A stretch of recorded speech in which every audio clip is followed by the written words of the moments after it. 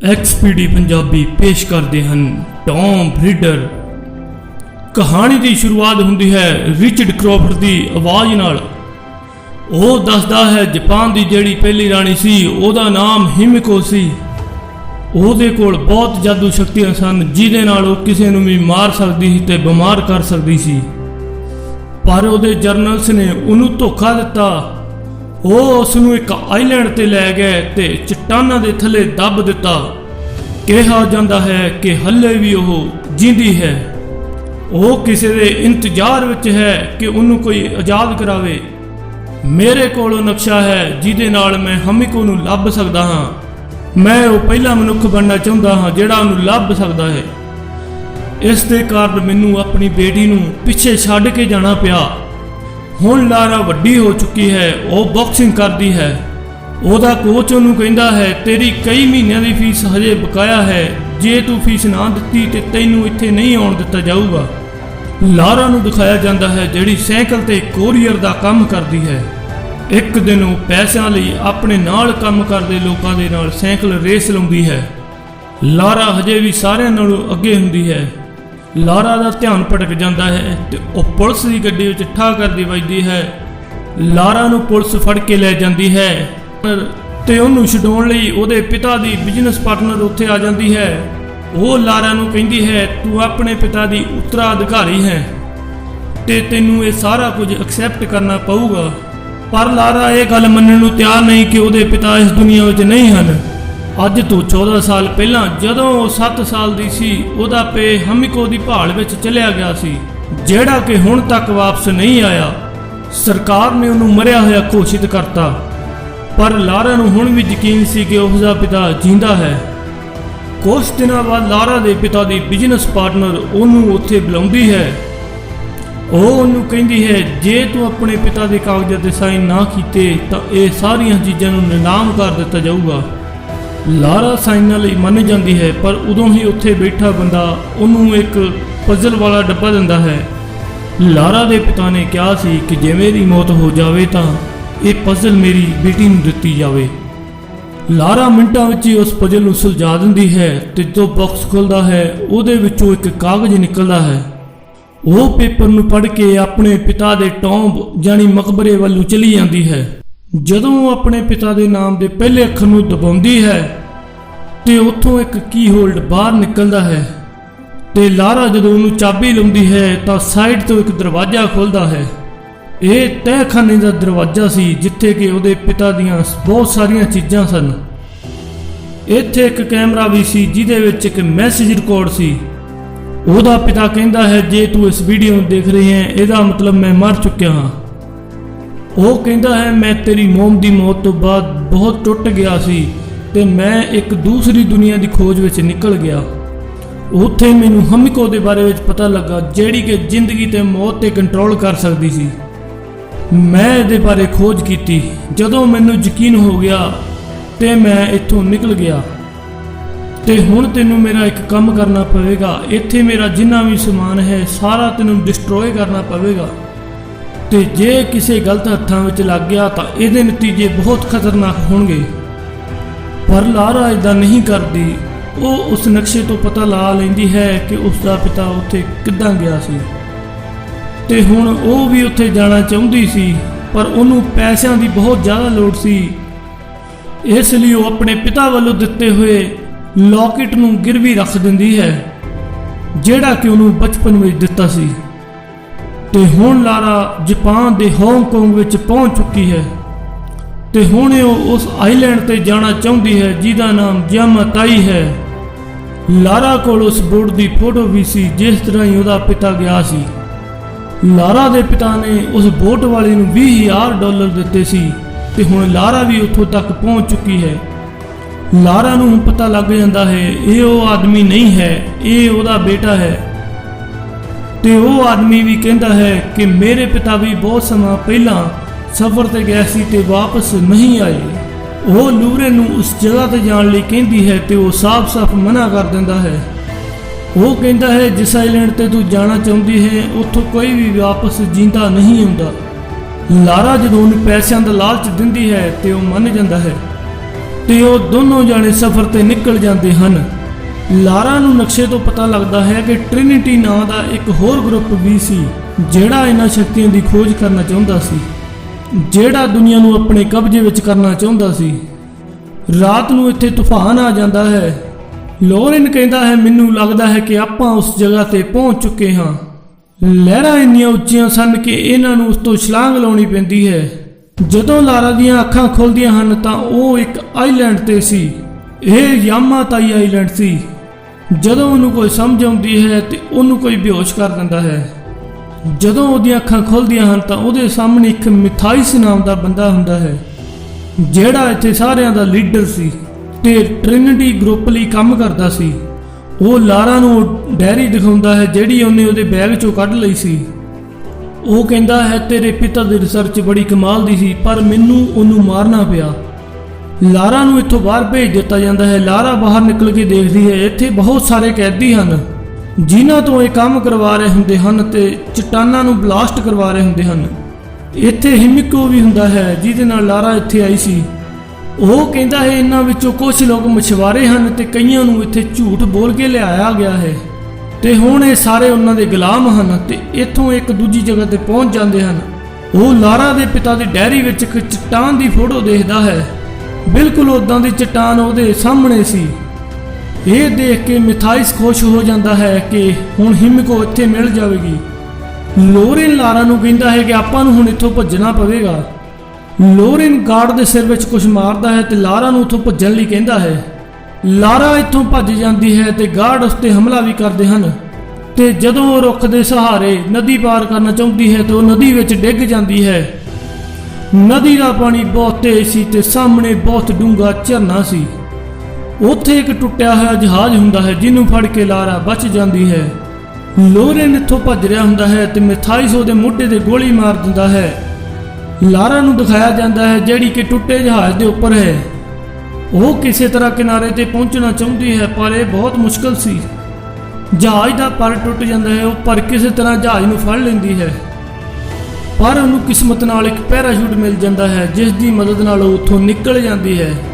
ਹੁਣ ਉਹ ਨਦੀ ਦੇ ਕਿਨਾਰੇ ਤੇ ਪਹੁੰਚ ਜਾਂਦੀ ਹੈ ਪਰ ਇੱਥੋਂ ਨਿਕਲਣ ਦਾ ਕੋਈ ਵੀ ਰਸਤਾ ਨਹੀਂ ਹੈ। ਜਦੋਂ ਲਾਰਾ ਸੌਂ ਰਹੀ ਹੁੰਦੀ ਹੈ, ਮਿਥਾਈਸ ਦਾ ਬੰਦਾ ਉੱਤੇ ਹਮਲਾ ਕਰ ਦਿੰਦਾ ਹੈ। ਲਾਰਾ ਵੀ ਬਾਕਸਿੰਗ ਦੀ ਚੈਂਪੀਅਨ ਸੀ ਤੇ ਲਾਰਾ ਨੇ ਮਾਰ-ਮਾਰ ਮੁੱਕੇ ਉਹਦੀਆਂ ਨਸਾਂ ਪਾਉਂਦੀਆਂ ਤੇ ਉਹਨੂੰ ਮਾਰ ਦਿੱਤਾ। ਇੱਥੇ ਲਾਰਾ ਨੂੰ ਇੱਕ ਬੰਦਾ ਦਿਖਾਈ ਦਿੰਦਾ ਹੈ ਤੇ ਉਹ ਬੰਦੇ ਦੇ ਪਿੱਛੇ ਚਲੀ ਜਾਂਦੀ ਹੈ ਤੇ ਉਹ ਬੰਦਾ ਗੁਫਾ ਵਿੱਚ ਚਲੇ ਜਾਂਦਾ ਹੈ। ਜਦੋਂ ਲਾਰਾ ਪਿੱਛੇ ਜਾ ਕੇ ਦੇਖਦੀ ਹੈ ਤਾਂ ਉਹ ਹੋਰ ਕੋਈ ਨਹੀਂ ਸੀ, ਉਹ ਉਹਦਾ ਪਿਤਾ ਰਿਚਰਡ ਸੀ। ਉਹ ਦੱਸਦੀ ਹੈ ਕਿ ਮੈਂ ਤੇਰੀ ਬੇਟੀ ਹਾਂ। ਰਿਚਰਡ ਨੂੰ ਲੱਗਦਾ ਹੈ ਇਹ ਸਾਰਾ ਮੇਰਾ ਵਹਿਮ ਹੈ। ਉਹ ਜਲਦੀ ਹੀ ਸਮਝ ਜਾਂਦਾ ਹੈ ਕਿ ਇਹ ਮੇਰੀ ਬੇਟੀ ਲਾਰਾ ਹੀ ਹੈ ਤੇ ਉਹਨੂੰ ਗਲੇ ਨਾਲ ਲਾ ਲੈਂਦਾ ਹੈ। ਉਹ ਦੱਸਦੀ ਹੈ ਕਿ ਤੁਹਾਡੀ ਡਾਇਰੀ ਹੁਣ ਮਿਥਾਈਸ ਦੇ ਕੋਲ ਹੈ ਤੇ ਇਸ ਤੇ ਰਿਚਰਡ ਗੁੱਸਾ ਹੋ ਜਾਂਦਾ ਹੈ। ਉਹ ਕਹਿੰਦਾ ਹੈ ਕਿ ਮੈਂ ਤੈਨੂੰ ਇਸੇ ਲਈ ਕਿਹਾ ਸੀ ਕਿ ਇਹਨੂੰ ਅੱਗ ਲਾ ਦੇਈਂ। ਲਾਰਾ ਕਹਿੰਦੀ ਹੈ ਇੱਥੋਂ ਆਪਾਂ ਨੂੰ ਬਾਹਰ ਜਾਣਾ ਚਾਹੀਦਾ ਹੈ। ਮਿਥਾਈਸ ਦੇ ਕੋਲ ਇੱਕ ਸੈਟੇਲਾਈਟ ਫੋਨ ਹੈ ਜਿਸ ਰਾਹੀਂ ਆਪਾਂ ਮਦਦ ਮੰਗਵਾ ਸਕਦੇ ਹਾਂ ਪਰ ਰਿਚਰਡ ਇਸ ਗੱਲ ਤੋਂ ਨਾ ਕਰ ਦਿੰਦਾ ਹੈ। ਉਹ ਕਹਿੰਦਾ ਹੈ ਕਿ ਉਹਦੇ ਕੋਲ ਬਹੁਤ ਵੱਡੀ ਆਰਮੀ ਹੈ ਤੇ ਆਪਾਂ ਉਹਨਾਂ ਦੇ ਨਾਲ ਲੜ ਨਹੀਂ ਸਕਦੇ ਤੇ ਲਾਰਾ ਆਪਣਾ ਇੱਥੋਂ ਤੀਰ ਕਮਾਨ ਲੈ ਕੇ ਨਿਕਲ ਜਾਂਦੀ ਹੈ। ਹੁਣ ਮਿਥਾਈਸ ਨੂੰ ਉਹ ਦਰਵਾਜ਼ਾ ਮਿਲ ਜਾਂਦਾ ਹੈ ਜਿੱਥੇ ਹਿਮਿਕੋ ਦੀ ਰਾਣੀ ਦਾ ਟੋਂਬ ਸੀ। ਮਿਥਾਈਸ ਆਪਣੇ ਸੀਨੀਅਰ ਨੂੰ ਫੋਨ ਰਾਹੀਂ ਦੱਸਦਾ ਹੈ ਕਿ ਸਾਨੂੰ ਟੋਂਬ ਲੱਭ ਗਿਆ ਹੈ। ਇੱਥੇ ਲਾਰਾ ਵੀ ਆ ਜਾਂਦੀ ਹੈ ਤੇ ਉਹ ਗਾਰਡ ਨੂੰ ਮਾਰ ਕੇ ਤੇ ਬਾਕੀ ਜਣਿਆਂ ਨੂੰ ਛੁਡਾ ਲੈਂਦੀ ਹੈ ਤੇ ਹੁਣ ਇਹ ਸਾਰੇ ਜਣੇ ਰਲ ਕੇ ਗਾਰਡਸ ਦੇ ਉੱਤੇ ਹਮਲਾ ਕਰ ਦਿੰਦੇ ਹਨ। ਇੱਥੇ ਰਿਚਰਡ ਨੂੰ ਦਿਖਾਇਆ ਜਾਂਦਾ ਹੈ ਜਿਹੜਾ ਕਿ ਉੱਥੇ ਟੋਂਬ ਦੇ ਦਰਵਾਜ਼ੇ ਤੇ ਪਹੁੰਚ ਚੁੱਕਾ ਸੀ, ਜਿਹਨੂੰ ਲੱਭਣ ਲਈ ਉਹਨੇ ਆਪਣੀ ਸਾਰੀ ਜ਼ਿੰਦਗੀ ਲਾ ਦਿੱਤੀ ਸੀ। ਇਹ ਦਰਵਾਜ਼ਾ ਇੱਕ ਪਹੇਲੀ ਨਾਲ ਹੀ ਖੁੱਲਦਾ ਹੈ ਤੇ ਹੁਣ ਇੱਥੇ ਮਿਥਾਈਸ ਵੀ ਆ ਜਾਂਦਾ ਹੈ। ਉਹ ਰਿਚਰਡ ਨੂੰ ਕਹਿੰਦਾ ਹੈ ਕਿ ਤੈਨੂੰ ਇਹ ਪਹੇਲੀ ਨੂੰ ਸੁਲਝਾਉਣਾ ਪਵੇਗਾ ਤੇ ਰਿਚਰਡ ਸਾਫ਼-ਸਾਫ਼ ਮਨਾ ਕਰ ਦਿੰਦਾ ਹੈ। ਆਪਣੇ ਪਿਤਾ ਨੂੰ ਬਚਾਉਣ ਲਈ ਲਾਰਾ ਵੀ ਇੱਥੇ ਆ ਜਾਂਦੀ ਹੈ।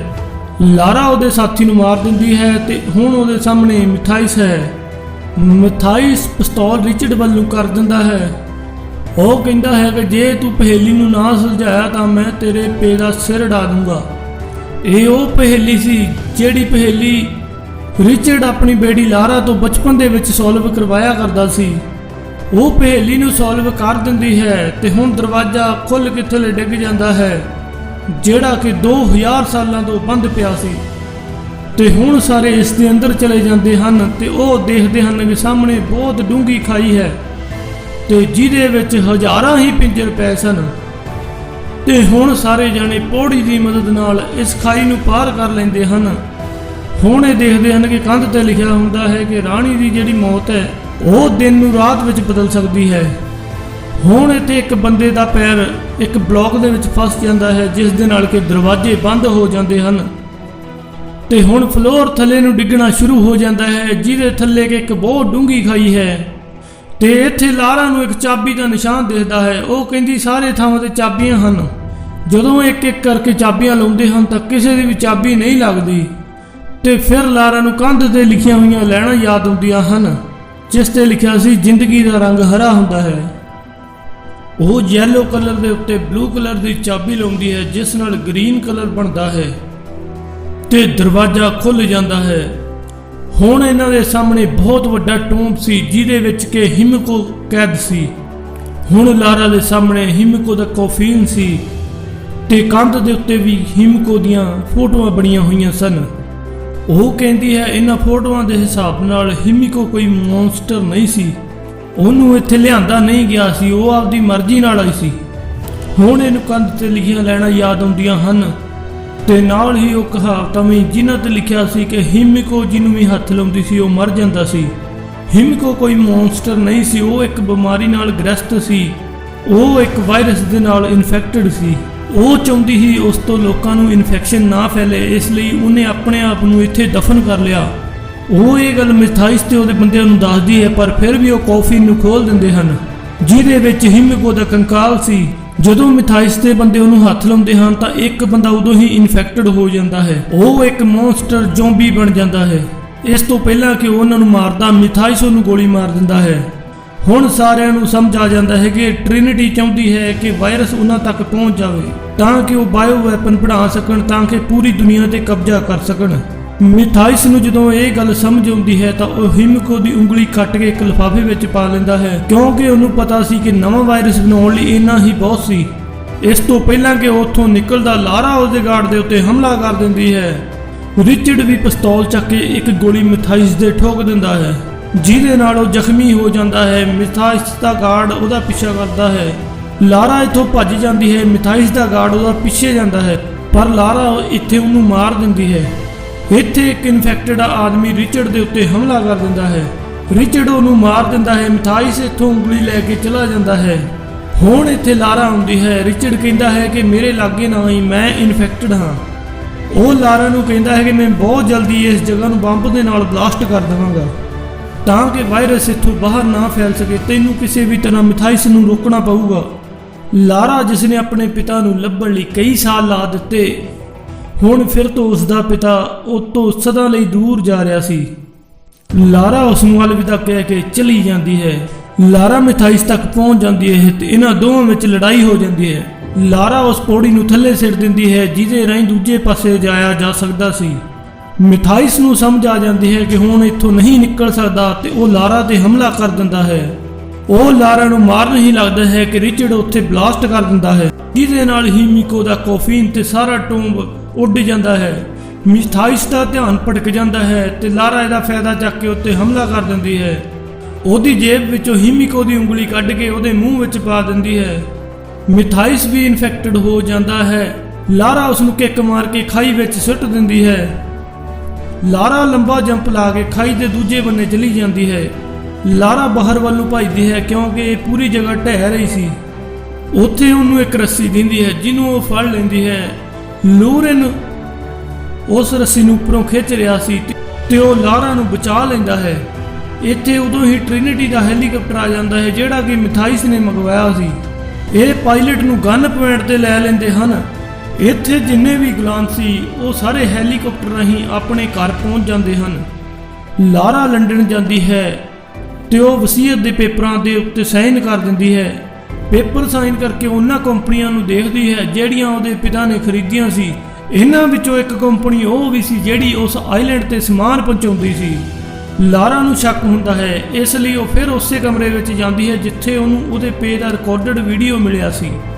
ਜਦੋਂ ਉਹ ਟ੍ਰਿਨਿਟੀ ਦੀ ਫਾਈਲ ਦੇਖਦੀ ਹੈ, ਇਹ ਉਹ ਕੰਪਨੀ ਸੀ ਜਿਹੜੀ ਸੁਪਰਨੈਚੁਰਲ ਚੀਜ਼ਾਂ ਤੇ ਆਪਣਾ ਕਬਜ਼ਾ ਕਰਨਾ ਚਾਹੁੰਦੀ ਸੀ ਤਾਂ ਕਿ ਉਹ ਇਨਸਾਨਾਂ ਨੂੰ ਆਪਣਾ ਗੁਲਾਮ ਬਣਾ ਸਕਣ। ਉਸ ਦੇ ਪਿਤਾ ਦੀ ਪਾਰਟਨਰ ਐਨਾ ਉਹਨਾਂ ਦੀ ਏਜੰਟ ਹੈ। ਜਿਨ੍ਹਾਂ ਪੇਪਰਾਂ ਤੇ ਉਸਨੇ ਸਾਈਨ ਕਰਾਏ ਸੀ ਉਸ ਦੇ ਅਕੋਰਡਿੰਗ ਹੁਣ ਉਸ ਦੇ ਪਿਤਾ ਦੀ ਕਿਸੇ ਵੀ ਚੀਜ਼ ਤੇ ਉਹਦਾ ਅਧਿਕਾਰ ਨਹੀਂ ਰਿਹਾ ਤੇ ਸਾਰੇ ਦੇ ਸਾਰੇ ਅਧਿਕਾਰ ਹੁਣ ਐਨਾ ਕੋਲ ਹਨ। ਇੱਥੇ ਲਾਰਾ ਹਾਰ ਨਹੀਂ ਮੰਨਦੀ, ਉਹ ਟ੍ਰਿਨਿਟੀ ਤੇ ਐਨਾ ਨਾਲ ਲੜਨ ਦਾ ਫੈਸਲਾ ਕਰਦੀ ਹੈ ਤੇ ਹੁਣ ਉਹ ਉਸ ਦੁਕਾਨ ਤੇ ਜਾਂਦੀ ਹੈ ਜਿੱਥੇ ਉਹਨੇ ਆਪਣੇ ਪਿਤਾ ਦਾ ਲੋਕਟ ਗਿਰਵੀ ਰੱਖਿਆ ਸੀ। ਉਹ ਉਸ ਨੂੰ ਪੈਸੇ ਵਾਪਸ ਕਰਦੀ ਹੈ ਤੇ ਆਪਣਾ ਲੋਕਟ ਲੈ ਲੈਂਦੀ ਹੈ। ਉਦੋਂ ਉਹ ਦੇਖਦੀ ਹੈ ਉਹਨਾਂ ਕੋਲ ਬਹੁਤ ਸਾਰੇ ਹਥਿਆਰ ਵੀ ਹਨ।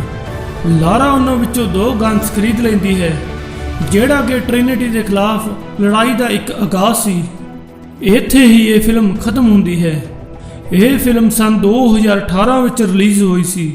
IMDb TV ਤੇ ਇਹਦੀ ਰੇਟਿੰਗ 6.3 ਹੈ। ਉਮੀਦ ਕਰਦੇ ਹਾਂ ਕਿ ਤੁਹਾਨੂੰ ਇਹ ਕਹਾਣੀ ਪਸੰਦ ਆਈ ਹੋਵੇਗੀ।